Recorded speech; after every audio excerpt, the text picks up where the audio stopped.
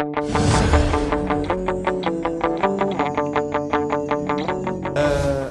think we are already waiting for the transmission. Just give me a second. Okay. Okay. Ah, okay. What I'm doing here, I feel a little bit lost because this is not a twinning project, okay? I was invited to talk about my experience with coding, but the experience started a few years ago, and I built a club in my school. I'm from Portugal, and I work at Escola Secundária de Forte Casa. Okay, I think we are there, right? I don't know if you can help me. The gray mark there. We are close to Warsaw. I went there last night. I got lost. I had to call my boss. Please help me. I'm lost. Okay, but I know that I was more or less there. And now, after tomorrow, unfortunately, I will get back to Portugal. I would like to stay here a few more days. Okay. My school, I don't have the drone flight to show my school, but it's exactly the same as Albert. Yes, trust me, please. The school is from 1980. The school was not renewed, it's an old school. We don't have the nicest rooms, the cleanest rooms, but I've tried for 3 years to have a room to work with my students. Basically because I think that if you put a teacher in a room or you give the room to the students and say, this is your room, I think you have an added value for the work that you do with your students. They start to love the room, they don't damage the materials there, and you create a nicest environment. After all, my students stay about 8 hours per day in school. It's a vet school that also has standard classes, but mostly is vet. This is the birth of the project. The project is on a room. I try to have, I'm saying this lately, maybe because I hear a lot about what is a future room. And I have a present room. I don't have a future room. I have the room that I have now, and it is not a future room. The chairs are old, the tables are old, but I don't think that the elements that are there in the room make the room better or make the room worse. What you do in the room is the most important thing, and not if you have a chair that you can put your bag below your chair. What I will be talking about the project, about the genesis, the vectors. We started with competitive programming. What is competitive programming is when you must do a program. Let's say that I have a task here for all of you. And I ask, okay, let's say that I want to go to Warsaw. What is the best route that I can take? And probably some of you will give a solution and others will give other solution. What is the best solution? The ones that I walk to Warsaw? The cheapest, right? I walk there, but probably I'll spend more time going there. Okay, it's one solution. I can go to the train station and I wait for the train. I hope to buy the ticket to understand some Polish. Not me, sorry, I'm very bad at Polish. Someone already told me that, so I will not try. Okay, that's another solution. But let's say that you go by taxi. Okay, that's another solution. So you must take into account what? The time, the money, the effort. So programming is about this. Finding a solution can be a great solution for some of you and might be a worse solution. No, I don't like that solution. But all are solutions. Robotics. Robotics. I'm from electronic engineering, and it's nice to see or to take students to a soldering workshop, and instead of saying this is done like this, they do, and I put the emphasis on the they do, and they enjoy it. Sometimes you have a class and you don't own the class. The students don't think of you as somebody important in the class.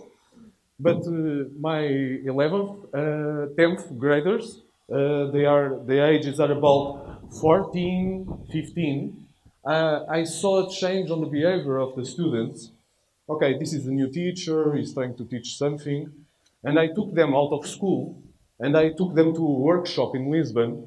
And my school is near Lisbon, but sometimes we don't have that knowledge. Probably some students here never went to Warsaw. I don't know if this happens here, but some students were happy to go to Lisbon, to the central part of Lisbon, basically because they don't have much chance to go there, and we are a few kilometers away. And that is nice.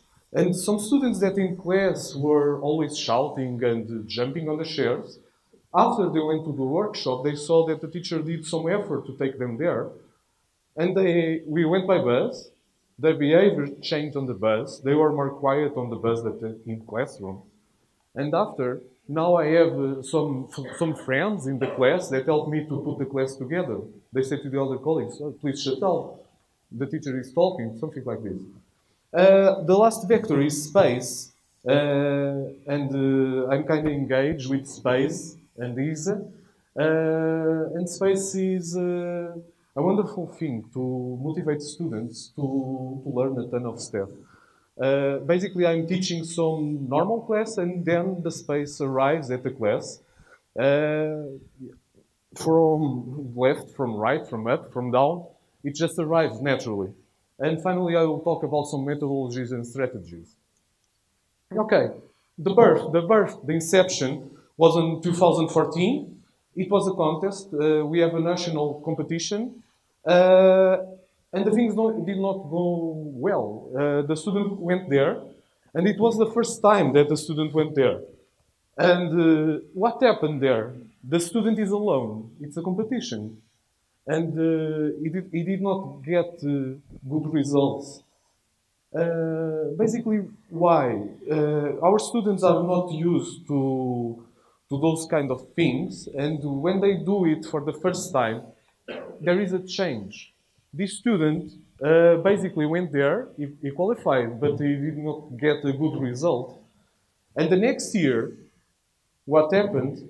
I don't know if I have something. Okay, this is the team that went to represent Portugal in the next year in Kazakhstan. So sometimes you cannot do the work with just 1 year. If you want to do something that is better, you need to engage your students not for 1 year, but probably for 2 or 3. And my fight is to have the 10th grade students and try to keep them with me for the 11th and the 12th year. And sometimes it's very hard. I have some other experience. Let me... okay. Sorry. What have I done bad? Okay, I'm lost. Okay, this competition is quite funny. This is also done in the United States. It's a competition where you have problems to solve. You are a team of 3, and every time you solve a problem, they give a balloon to you, a colorful balloon, and the effect is so funny. Basically, because you see, oh my God, I did not solve anything, and the other guys already have 1 balloon. I must work faster, I must work better. It's funny to see it. Oh, okay. Sorry. Here, okay, driving to Lisbon, okay. I always take my car with my student when we go outside. And this time we found out that traveling by Ryanair was cheaper to go from Lisbon to Porto than by car. And some students never went into a plane. So sometimes it's not about coding, it's about to engage students and showing them that the world is bigger than the world that they know. And you take advantage of it. Robotics. Okay, this is the funny part. This is a contest that takes place in Guarda, in Portugal. And we have a nice room. nice blinds, everything dark in the room, and you place the candle in the middle of the room, and our robot was so smart.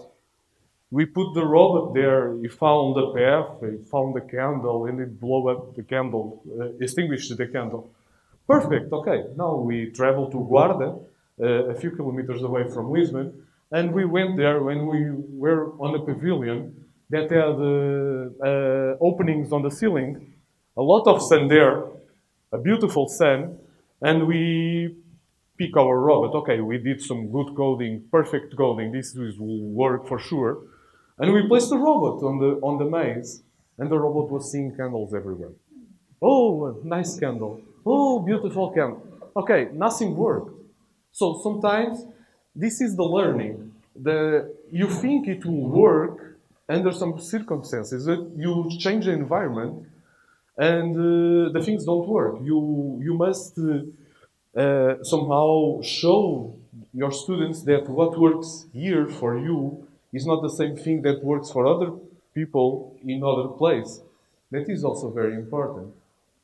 Those are the robots that we built. We tried to build a walking robot. It worked. It walked. Unfortunately, the student for the competition changed something. The last minute changed, and the robot stood still. So, lots of learning from that. You should not change anything in the last minute. Okay, this is another competition that, this is me, I'm here. Okay. These students, this also happens. I engaged these students on the 11th grade last year. This year they just said to me, I don't want to work with you anymore. They got tired. Coding is tiring. You cannot keep always all students engaged with you. It is sad for me, but sometimes they see, okay, this takes work. I already know that this is hard, and I don't want. They gave up. But sometimes you have successes, and the other you have some failures. I think it's natural also. This is a very funny contest because you travel. It's a huge travel to Guimarães, the birth of Portugal, and where. Unfortunately, sometimes I go there and I don't help my students giving them ready code. And unfortunately, sometimes I see teachers there that are already discussing on the first day, the robot is not even built, and they already are discussing, in this competition, I can make the turn in 20 seconds. Okay, and they use that code. So sometimes it's unfair. What learning can I show to my students like this? This is your code. This is your project. Does not matter if you cannot make 20 seconds. The important is that you solve this and try your best. After the first day, you are on a gymnasium and you need to sleep there with your students. As you know, the younger ages have more energy than me, and they keep shouting all the night. I have a sleeping bag and in the middle. Let's say that we all need to sleep here later, okay? And somebody snores and somebody does not want to go to sleep, etc. Basically, on the first night, nobody sleeps. So when one of my students broke up on the first day and he never fixed between the competition till the end of the competition, I never saw that student again. He was completely white. On the best thing is on the second day you program the robot, you have one competition, and that night is beautiful because everybody is so tired that everybody sleeps. Okay, space. What have we been doing in space? There is a very simple project from ESA that is the CANSAT project. We have been engaged in 2016, and this year the national competition will take place in Azores, in the middle of the Atlantic. And this competition is so simple that the students already, this year it is working better, already have a breakdown of tasks. They are a team of 5, and there are plenty of different tasks to each one. Anyone knows what CANSAT is? Nobody knows what CANSAT is? Oh, incredible. Okay. CANSAT is a competition from ESA where you need to build a probe or a satellite inside a Coke can. Everybody knows what a Coke can does, 330 milliliters. And you have to put electronics there to sense the pressure, the temperature, take snapshots, whatever you want to do there. It just need to be less than 300 grams, okay? And you put it there, and it is launched by an airplane. So what you need if you are going to launch that can from an airplane, what you will need? Any clues? A parachute. So they need to build the parachute. They need to build the electronics. They need to build a structure for the can. They need to know about communications. They need to build a ground station. They need to do graphics. So, as you can see, this is not a contest that you go there and do one thing. It's a million things to do. It's a competition that I like very much because of the ton of things that the students must engage and do there. The other is the astropy. I think I have some pictures here. As you can see, this is the contents of the can. This is what is going to be there inside. There is a battery, there are electronics, and there is coding. Why the coding is necessary? It is necessary to program. The students need to build and develop the programs so it can communicate with the ground station. This is our ground station. As you can see, we have an antenna, we have a smartphone, we have a computer here. And the funny part is that the airplane is so high that we did not saw the can falling. But we still got the data. So this is what happened.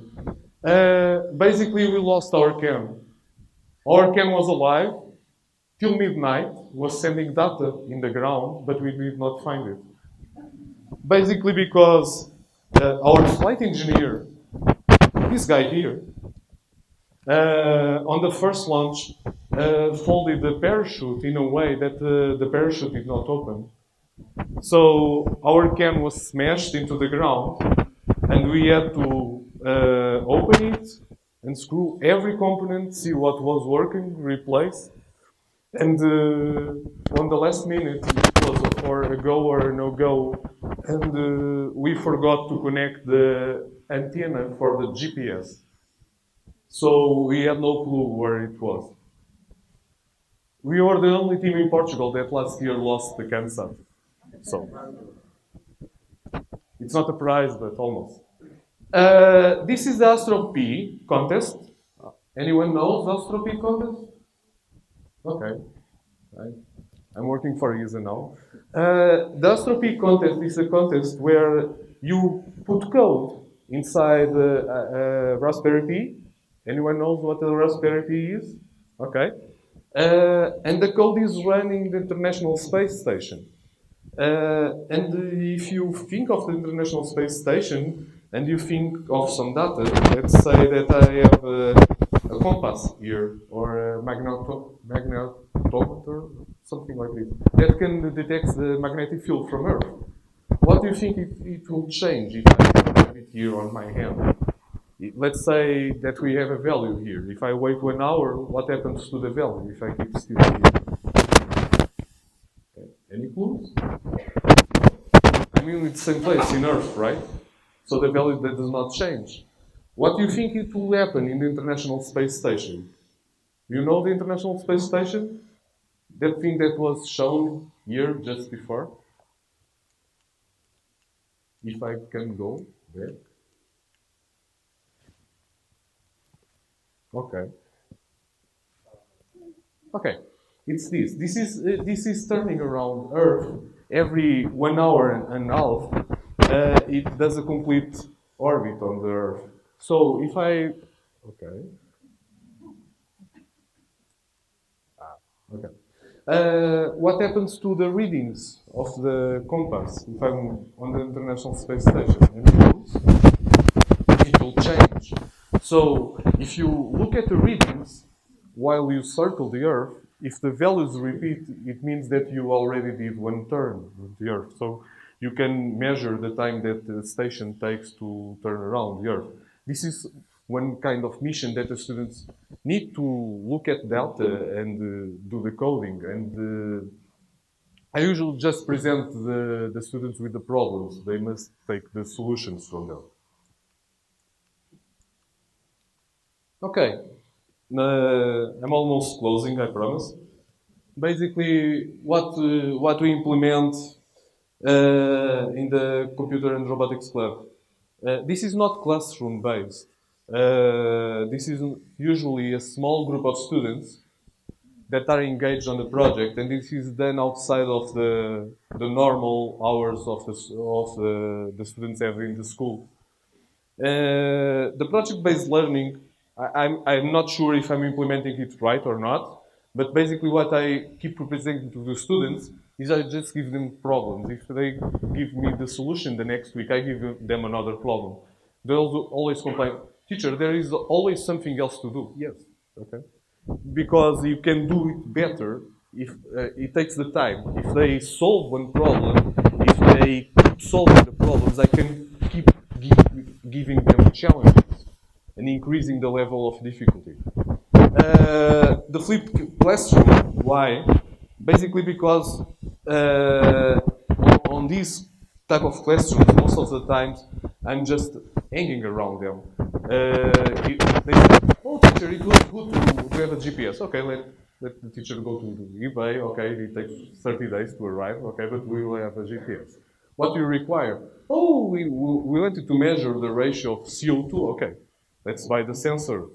When the sensor arrives, okay, we put it on the Arduino or Raspberry Pi, it does not work. Okay, they must research how to put it to work. Oh, don't you have the code to... Yes, I have the code, but you can also build your own code.